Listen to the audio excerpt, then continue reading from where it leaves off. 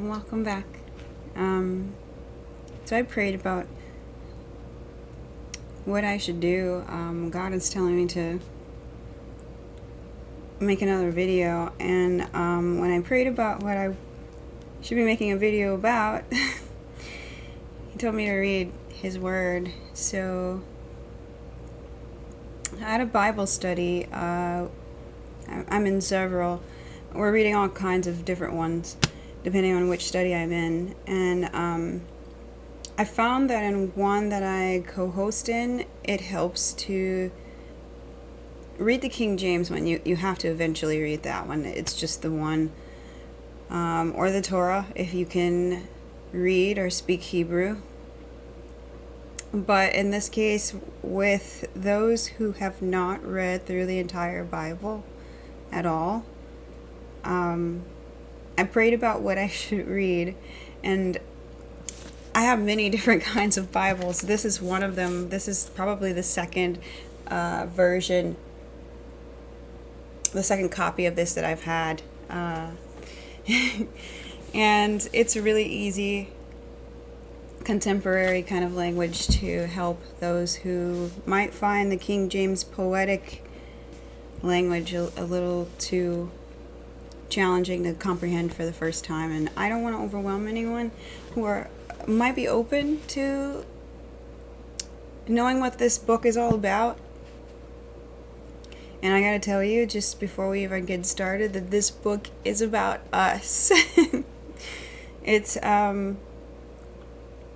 we're in this book, believe it or not. What's happening right now is in this book. You're in this book. I'm in this book.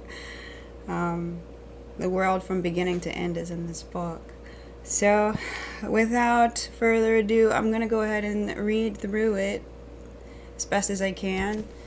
And I hope that, and I pray that it grabs your attention where you might want to know more about what's the story really is about. And I hope that this contemporary language will help you understand a little more as an introduction. For those of you who've read it before and know the word, and you just are passing through, I hope that still there's something you can grasp from reading with me. Okay. I'm sorry, guys. I'm such a dork. And I'm doing this because God is telling me to do this. If it were up to me, I wouldn't be on social media or anything. But He's made it really clear that He wants me to share this with you. So we're going to start at Genesis, okay, which is the beginning. Everybody knows that. So let's start there. And just we're going to read chapter 1 and go from there. So let's, without any more delay, get into it. Genesis. Heaven and earth. First this, God created the heavens and earth, all you see, all you don't see. Earth was a soup of nothingness, a bottomless emptiness, an inky blackness. God's spirit brooded like a bird above the watery abyss. God spoke, "Light!" and light appeared. God saw that light was good and separated light from dark. God named the light day. He named the dark night. It was evening. It was morning, day 1. God spoke, "Sky!" in the middle of the waters. Separate water from water. God made sky. He separated the water under sky from the water above sky. And there it was. He named sky the heavens.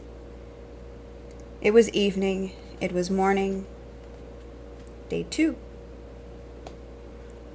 God spoke, "Separate water beneath heaven, gather into one place. Land, appear." And it was there.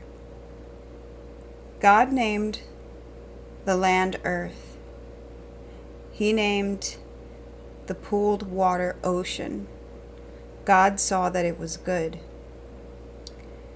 God spoke, "Earth, green up, grow all varieties of seed-bearing plants, every sort of fruit-bearing tree." And there it was. Earth produced green seed-bearing plants, all varieties, and fruit-bearing trees of all sorts. God saw that it was good. It was evening. It was morning. Day 3. God spoke, "Lights, come out. Shine in heaven's sky. Separate day from night. Mark seasons and days and years. Lights in heaven's sky to give light to earth." And there it was. God made 2 big lights, the larger to take charge of day, the smaller to be in charge of night.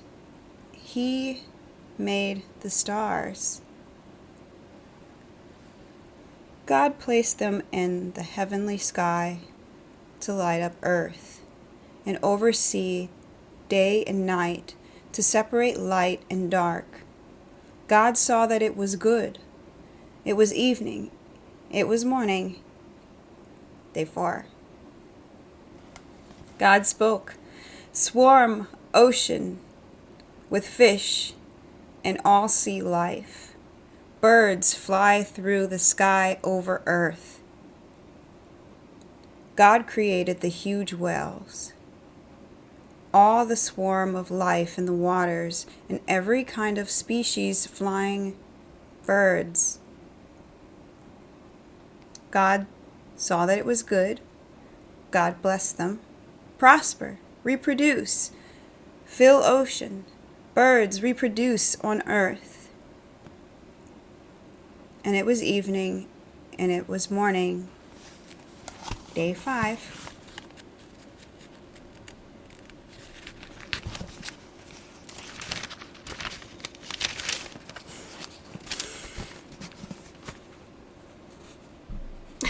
Sorry. God spoke,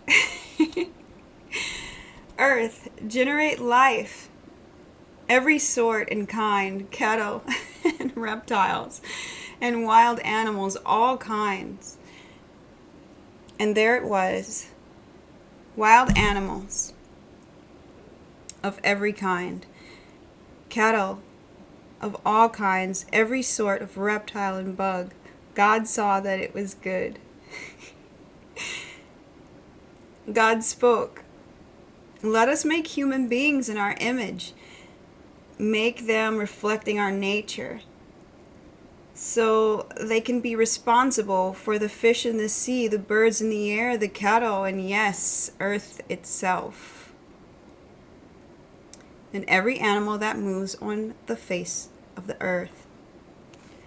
God created human beings. He created them God-like, reflecting God's nature.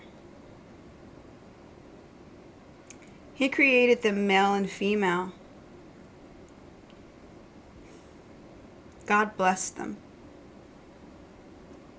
"Prosper, reproduce, fill earth, take charge.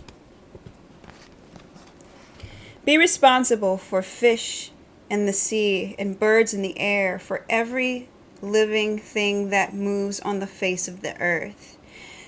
Then God said, "I've given you every sort of seed-bearing plant on earth, and every kind of fruit-bearing tree, even them to you for food. To all animals and all birds, everything that moves and breathes, I give whatever grows out of the ground for food." And there it was. God looked over everything He'd made. It was so good. So very good. It was evening. It was morning. Day 6. And that's Genesis chapter 1. That's the very beginning. I'll read chapter 2 tomorrow. Sorry, I'm always giggly and sometimes awkward. It's all in good spirit, I promise. Any kind of lasting note that I have on this is it's just really interesting.